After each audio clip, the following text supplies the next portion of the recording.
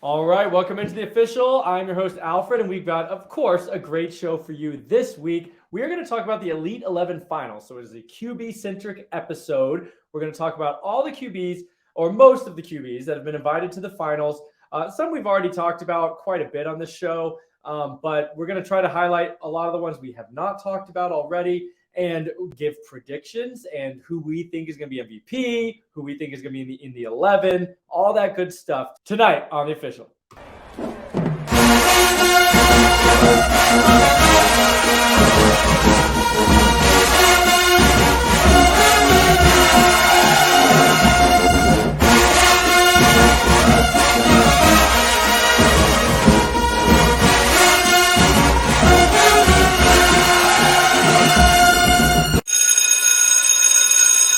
All right, guys, good to see you.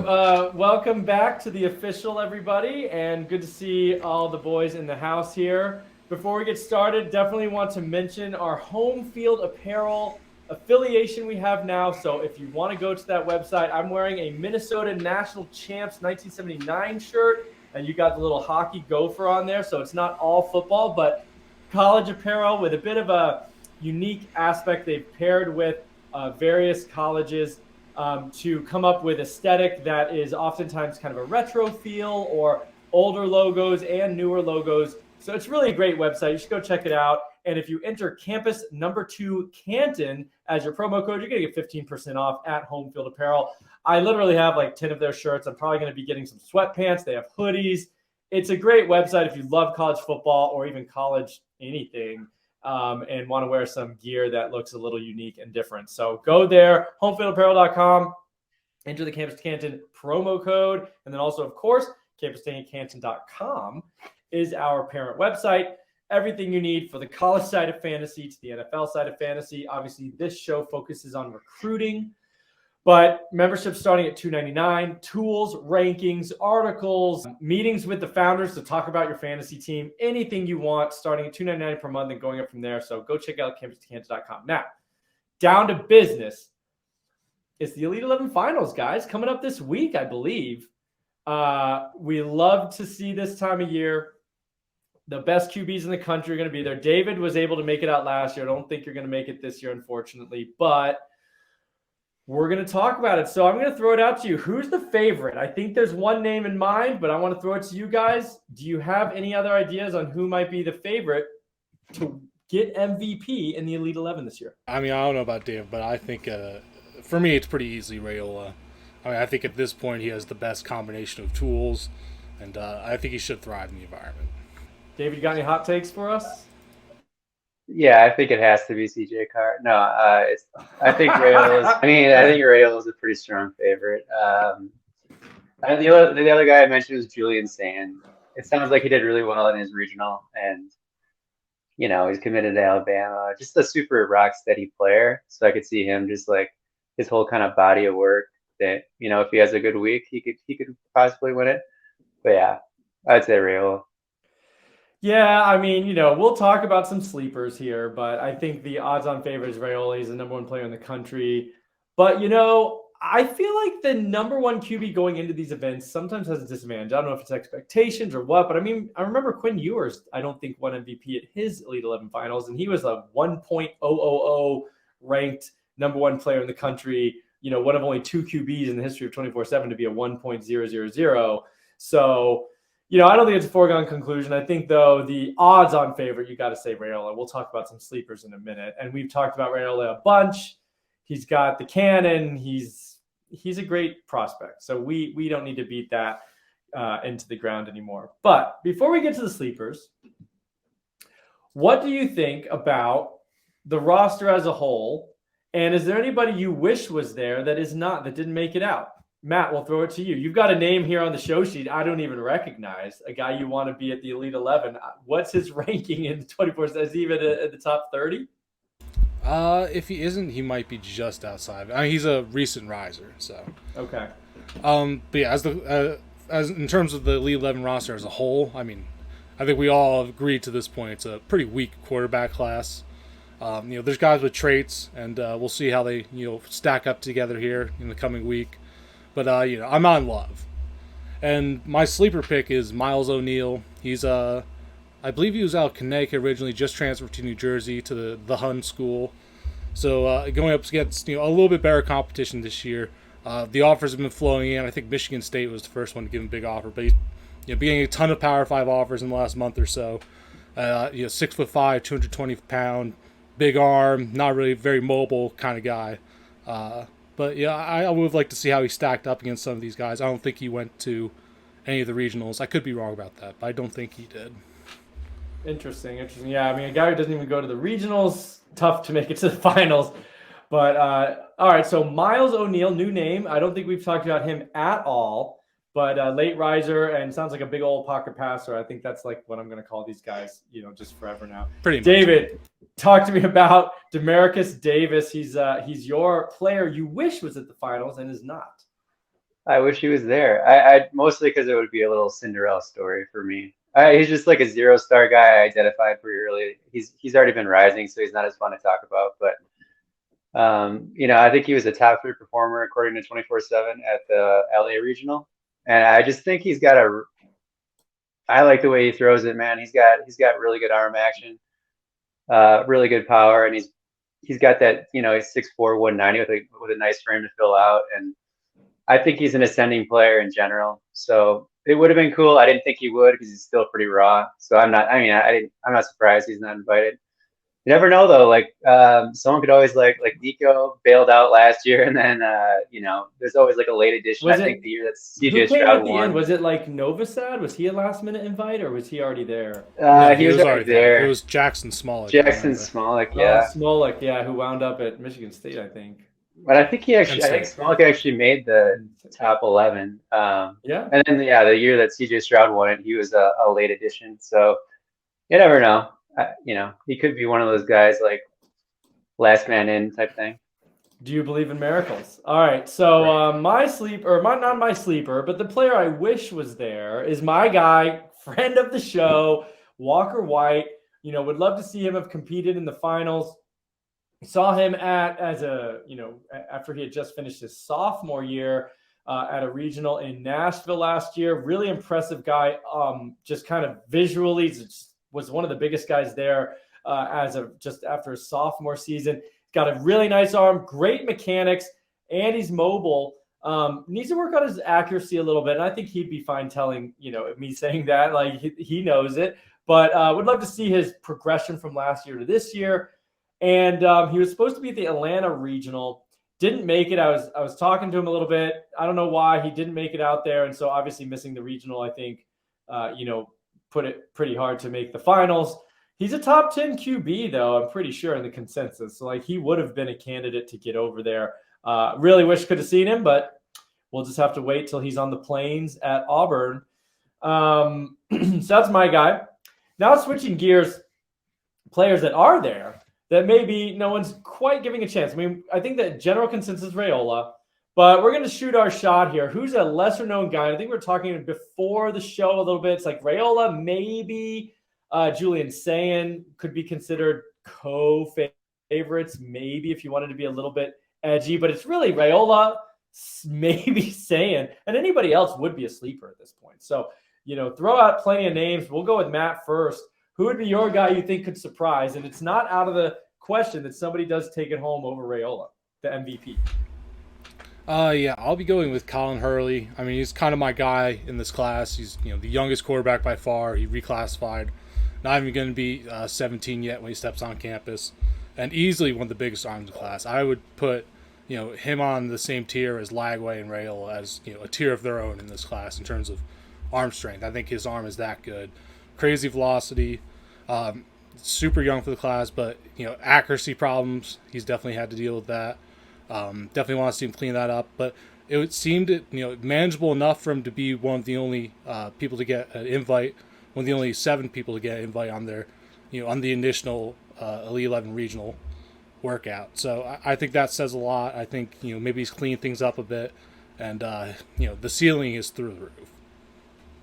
I like that pick. I do. I mean, and I was watching him the other day, and he's got a very fast relief. It's almost maybe 3/4. Would you agree with that? It's like a little trending towards sidearm, but he gets it out very fast. And I love that. I mean, I do look for a quick release. I do look for a quick, compact, repeatable release, and he's got that for sure. So, all right, Colin Hurley for Matt. David, who you got as your sleeper to maybe take the throne from Dylan Raiola? I'm gonna pick Ryan Puglisi. Biggest selling point is his arm talent. I do think he has one of the stronger arms in the class. And also, like, he has really good arm dexterity in general. Like, he can throw from different arm angles, can throw on the move. So he's not the most athletic, I suppose, but he can move outside the pocket, make some off-platform stuff. So I don't know. Yeah, he's got pretty good control. I think that if he gets hot, he could make a run at it. And also, he's got a little chip on his shoulder here. Don't sleep on that. Don't sleep on that chip on the shoulder. Just, now that Raiola has committed to Georgia, he says he's going to stick it out. So maybe he wants to prove that, he's the better guy. We'll see. It's a pretty interesting take. I mean, if he actually won MVP over his classmate Raiola, that would be something. The fact that Georgia's got both these guys who I think should probably both finish like in the top 5 at worst, because I like Puglisi quite a bit as well, is crazy. And, even when Alabama had the two guys, Lonergans and Holstein, I don't even know if either one of them was in the finals. David, you were there. Were both of them in the final or neither? I think Lonergan was playing baseball, so he didn't go. But Holstein, I think he made the final 11. Okay. Oh, he made the final 11. Because it's just wild. I mean, they could have 2 top 3 finishers even. I wouldn't be surprised. They're doing some good things down in Georgia. And then my sleeper pick is a guy who's ranked QB7 in the country right now, composite, Elijah Brown, out of Mater Dei. He started since he was a freshman. He's got 70% career completion percentage, 61-10 TD interception over the last 2 years. Big arm to me. He's accurate and he's poised. I mean, he really does look like he commands the pocket. I don't usually give really great scores for like sometimes, processing and some of those intangibles that honestly is a little bit hard to tell from high school highlight tape. But like, he really does seem to be a very good processor of the game and advanced for his age. And I think that kind of stuff, he's not super athletic. He's not going to run away and, make things happen on the ground. But that doesn't matter for Elite 11. I think he should be able to impress everybody with his release, his mechanics, his accuracy, and overall poise. So I think he's a bit of a sleeper to take the crown. All right, so we've talked about the roster as a whole, talked about player we wish were there, sleeper picks. How about some just general discussion of some guys we haven't talked about too much leading up to this show, but are highly ranked guys? I'm going to throw it to Matt for the very first one. That's Jaden Davis. I mean, this guy's a 5-star. I feel like we've hardly talked about him at all. He's committed to Michigan. I've got him undecided, but I think he has recently committed to Michigan, right? He's officially committed. Yeah. So that's a little mistake, but committed to Michigan. And tell us what you think about Jaden Davis here. Yeah, I mean, I think he's just very solid, but I don't think he has a lot of high-end traits. Pretty good arm, but nothing crazy. He's very accurate, very consistent for the most part. I mean, I watched a couple of full games of his going into last year, and I was pretty high on him at that point. And then, I saw a couple games where he didn't perform quite as good as I would have hoped. A few bad interceptions, just very errant balls where it's like, oh, what is he really doing here? But outside of that, I mean, it's hard to knock him too much, especially in this week of a quarterback class. He's probably one of the safer bets at quarterback this year, and we'll see how he does. I mean, it's hard to be too excited about Michigan quarterback. I mean, come on. Also fair. The landing spot doesn't evoke a lot of excitement either. I think Jaden Davis, I don't know if you'll agree with this, and it's a bit of a throwback, kind of reminded me a little of Chris Leak.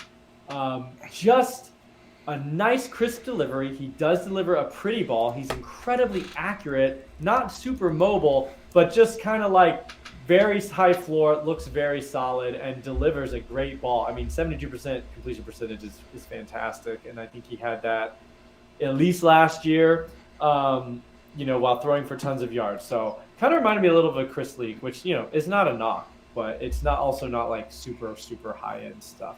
All right, David, a guy committed to your Notre Dame Fighting Irish. CJ Carr stole him, ironically, from Michigan, who Jaden Davis is going to, even though his grandfather, I believe, was like longtime head coach Lloyd Carr. Tell us about CJ Carr. Are you excited about the CJ Carr era at Notre Dame?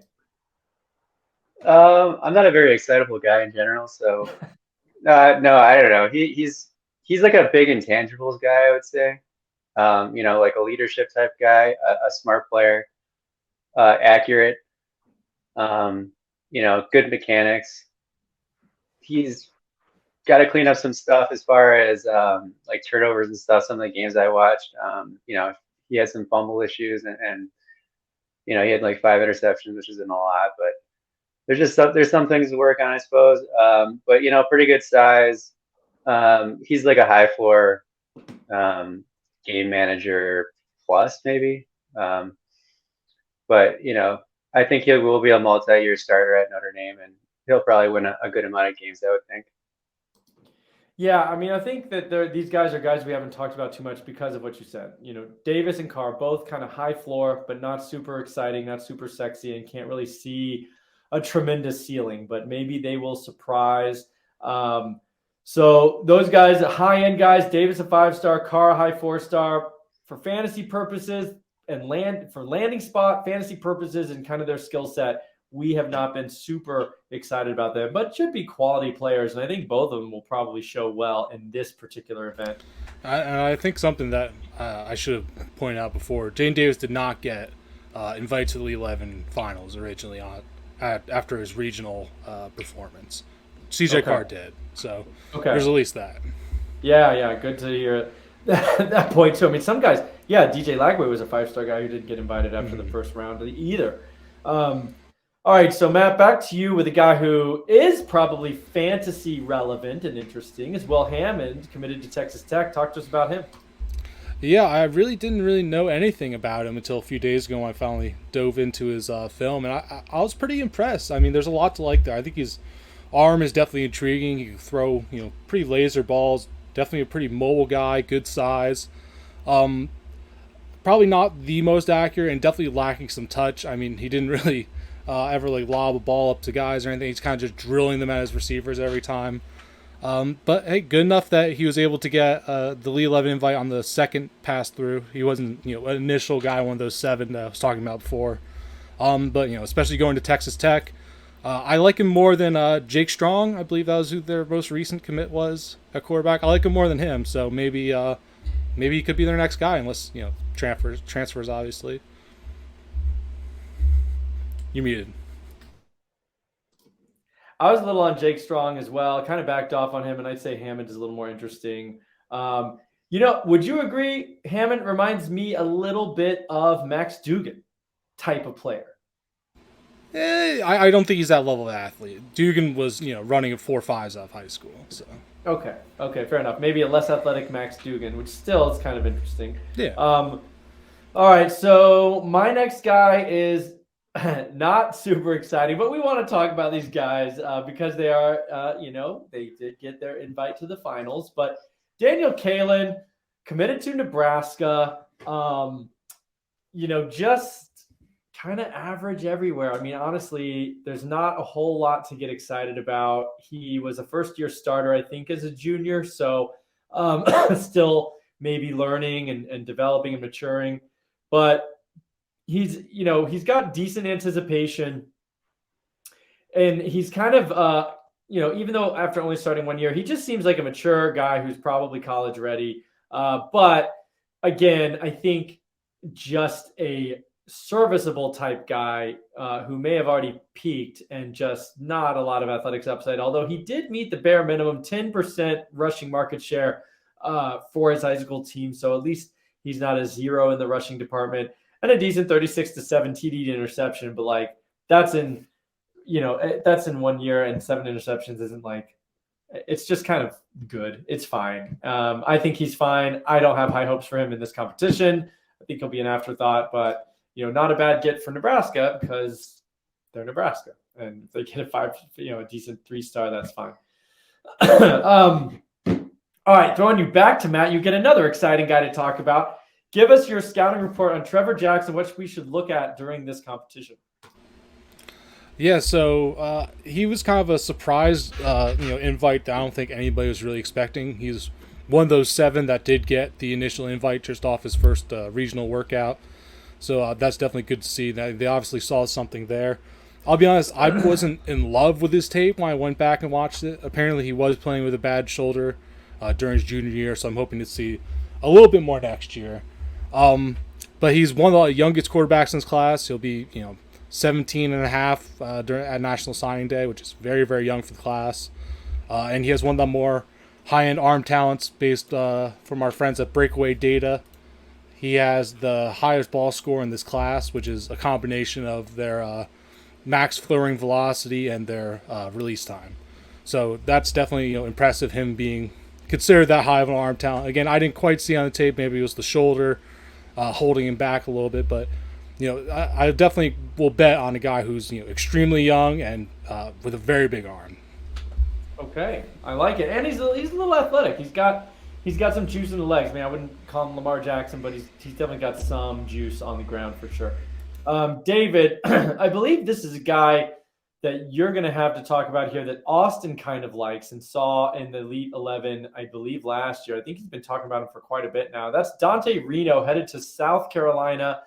What do you see in Reno that we should be excited about? Is there anything?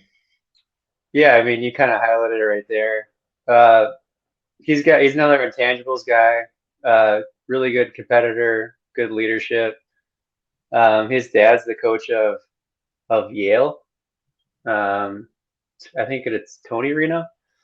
So he grew up with football. He's been around the game for a long time. I think I read an article since he was like 4 years old. But the one thing with him is he's like the oldest player in my database, according to I got a DOB from 2 different sources. So his national signing day age is somehow 19.8, if that date of birth is correct. Wow. So that's really old. And so usually that's like usually you can't play. Like if you turn 19 before, I think it's September 1st or whatever, for like, I don't know, normal public school football, I guess. I don't know. You're not allowed to play, but I don't know if it's different because he is playing for a private school. So maybe they have different rules. I'm not sure. Or the DOB is just straight up wrong. I'm not really sure.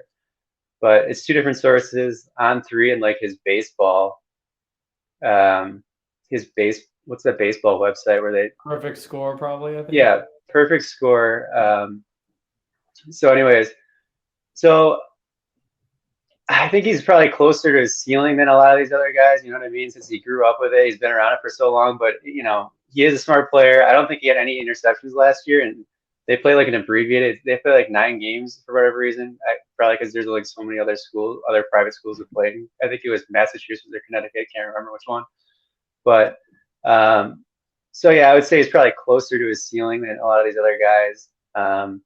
But smart player, good leader, has all the intangibles. So he's interesting. Sounds like a QB2 glue guy. He's a clubhouse guy. All right, so I'm going to talk briefly about Danny ONeal here. I think he's an interesting little player.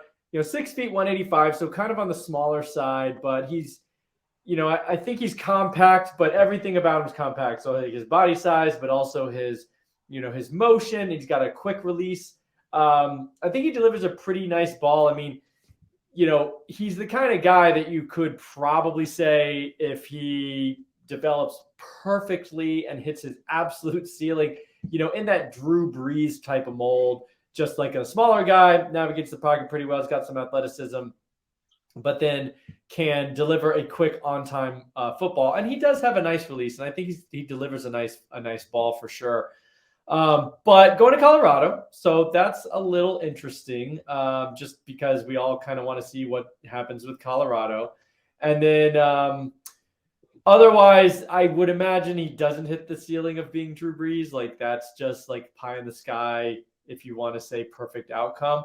But he does have a little bit of rushing. Over the last 2 years, he's had 598 yards and 19 touchdowns. So he's got some mobility there. 65-9 touchdown over 2 years. is also pretty nice. Playing, I think, in Indiana high school football. So, but I just think he's an interesting guy with a compact release that I could see working at the next level, but not and a little athleticism. So I think he's kind of interesting. I was surprised he got to the Elite 11 finals, to be totally honest with you, but he'll get a chance to get out there and perform. All right, so we've talked a little bit about the roster and some of the guys we haven't talked about on the show before. Now it's time to talk about, we are going to do a little contest among the three of us, and we've all put in our bets here for order of finish, including MVP, and also basically who will make the Elite 11. And I haven't figured out the scoring exactly, but we have a few days to figure that out. And I think we're going to try to see who's the most accurate prognosticator of this group. I will start with myself, and we'll just rattle off names here. But I got my dark horse, Elijah Brown, winning the MVP. So it's a little bit out there. And then I've got Puglisi beating Raiola and finishing second. And Raiola at third, Jaden Davis, Julian Sayin at sixth, because I don't think his arm strength is going to impress. Aaron Nolan, CJ Carr, Colin Hurry, Kromanoic, and then DJ Lagway rounding out the top 11. And then Michael Hawkins, Dante Reno, Isaac Wilson, Damon Williams, Danny ONeal, Ethan Grunkmeyer, Haas Henney, Will Hammond, Daniel Kalin, and Trevor Jackson, because he's too raw to succeed at this event, is my little hot take. Matt, do you know your guys off the top of your head, or you want me to read them out? No, I got them pulled up here. I was going to say, I had a little bit of different method here. I've relied heavily on those top 7 that I was mentioning before. I think the fact that you leave 11 evaluators off first rip, like, oh, hey, I got to get this guy in before, like, Puglisi and Elijah Brown, who both, they saw and they're like, oh, maybe we can find him later, So I think those guys would need to, like, really come out and have huge performances to really jump up the rankings there. But my top 11 is Dylan Raiola 1, Julian Sayin 2, Aaron Nolan 3, Colin Hurley 4, which is my sleeper bet, Luke Kromanoic, DJ Lagway 7, Trevor Jackson 8, Jaden Davis 9, CJ Carr 10. I'm totally messed up the actual numbers here. Elijah Brown. Pretty close. Yeah. Elijah Brown 10, Ethan Gunkmeyer 11. And then I don't think there's really a point in saying the other. Yeah. So you've got the rest of them rounding. And again, I want to clarify, these aren't who I think are. These aren't like my rankings. These are who I think they will, rank the highest. Right. This is Elite 11 predictions. Because, like, like, for example, I'm a big fan of, like, Damon Williams, but he didn't get initial 7 invites, so I don't think they're that high on him, for example. Yeah, and I think, like you mentioned, I think before, I mean, these guys, or maybe David was talking about in our chat, that they do weigh your overall body of work. This isn't only what happens this weekend, so... I think taking all that into account is reasonable. They probably have guys they already like. But I also think some of the athletic guys who are exciting and probably for our purposes for fantasy may not be the best types in this event. So I think it's fine. It does not mean these are our personal rankings here. All right, David, you got your rankings pulled up. You want to walk through your top 11? Yeah, sure. And I just want to mention, so I think there was 8 players that got an initial ticket. So I guess there is room for a few guys to jam in your top 11 that didn't get that initial ticket. But anyways, my top 11, I have Raiola, Sayin, Aaron Nolan, Kromanoic, Jaden Davis, Hurley, Carr, Puglisi, Lagway, Elijah Brown, and my wild card, Haas Haney, the Haasinator. Yes. I don't know. I know he's small, whatever. He's 5'11 and a half, 185. I don't care, whatever. He's fun. I like him. And I'm not in love with the other guys, so I'll roll the dice on my guy Haas. Get your guy. I mean, I want Haas to be great just because I want to be like, I just want to tweet out like every Saturday, like Haas when he runs for 40 yards and throws for 3 touchdowns or whatever. But all right, good stuff, guys. Well, we got to figure out scoring. I think we'll have to figure out a way to award accuracy and maybe bonuses for like getting the MVP right or something like that. So we'll see how we score that, and we'll update everybody after the Elite 11 comes to a close. We also, of course, have to get through our commitments for the week to wrap this thing up in the next few minutes. David, Notre Dame got, I think, a pretty good one here in Kedron Young, running back. Do you want to mention some things about him? We should be having a little 10-minute short about him, or not even 10, 6 minutes short this tomorrow, actually releasing. So everyone look for that. Yeah, I'll just be brief. He's up to 220 pounds, I guess, and I think we have him hit him 21.9 miles per hour. I mean, we always talk about how that's just an awesome starting point. There's not many guys in this class that can say that. It is kind of, he doesn't have a offer from Alabama or Georgia, which is slightly strange given how weak this class is. So I think Matt had already charted some of his games, and it wasn't great. So I think there might be some like vision issues and stuff like that. But for a guy his size, he moves well, and he can break tackles. So I'm good with that. It's a nice pickup for Notre Dame. And I think fits a bit of what they want to do as well, like a big guy like that. I mean, they have Estime, but he's kind of limited. So I think Young's maybe a better version of a guy like that. Matt, we got back-to-back Clemson guys. You just want to take both? I mean, I can take one if you want to shoot it to me, but TJ Moore and Bryant Wesco. Clemson is on an absolute heater right now. 5-star linebacker Sammy Brown, and then these 2 4-star receivers this week. What do you think about them? I mean, Clemson's been on a roll here. They got the new look offense coming in. We're hopefully going to see a lot more passing production, and they got 2 great guys for the future. I mean, Brian Wesco, I think, is going to be a consensus top 10 wide receiver for Campus Can at least. He's very high by the service. I believe 24/7's wide receiver 3 at the moment. Pretty high on him. I know On3 has him pretty high too. And he's a pretty athletic freak guy going to a small school, but dominating at that level, especially in a very run-heavy offense that they kind of customized just to get him the ball a bit more. So I think there's a lot to like with him. And then TJ Moore, someone who's been kind of climbing up the rankings pretty quickly here. This offseason got offered by Bama, Ohio State, I believe, USC. All the big schools have really piled on him. He's about 6'3", 190. He's been confirmed, clocked at 21.9 miles per hour, which is insane. But he's also a very refined receiver. He's great in contested situations. Not the best after the catch, but I think he has enough other traits to be a really, really good player at this level. I think he definitely has NFL upside. Yeah, I like Wesco quite a bit. I did a commitment video that'll be out next week. I think we're staggering these things, but he's really, we haven't talked about him that much on the show, in terms of the 2024 class yet, but I was pretty impressed. I think he's a really interesting guy, and I think he's going to be a great fit at Clemson. If you really want to dream, like he's kind of that Justin Ross-ish guy, lanky, tall, outside X with some good moves after the catch and things like that as well. I did not write these 2 names down, so I'm just going to throw it up to whoever did. Emmanuel Ross, Stanford commitment, and then Cole Tabb. Talk just about them, whoever wants to throw it out there. Yeah, I wrote both of them down because I was just checking real quick, and they're 2 interesting guys I think could be fantasy relevant at least at some point. Emmanuel Ross out of New Jersey, another one of the younger players in this class. I think he's going to be like 17.6 on National Signing Day, something like that. He's just a fun player of New Jersey that I'm a fan of. Don't exactly love the Stanford landing spot, but definitely somebody to monitor. I have him decently high, top 50 wide receiver. And then Cole Tabb, super productive running back out of Florida.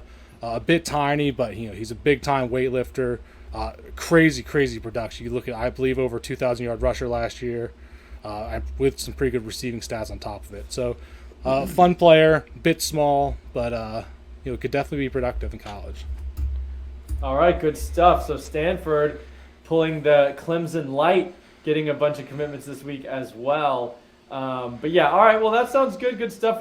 We always like these young for their grade prospects, and you won't hear a lot of other recruiting shows talking about that, but I think that does matter. Everything we've ever looked at from a metrics perspective says if you're producing at a young age, it's better. So props to you guys for knowing their ages, looking up the date of birth. I know sometimes it can be difficult to find that info for these prospects, but that's why we have the best recruiting team in the biz. I mean, I don't even think that's hyperbole. So thank you very much, guys. This was a great show. I look forward to following the Elite 11 finals, and may the best predictions win. This has been The Official. Bye.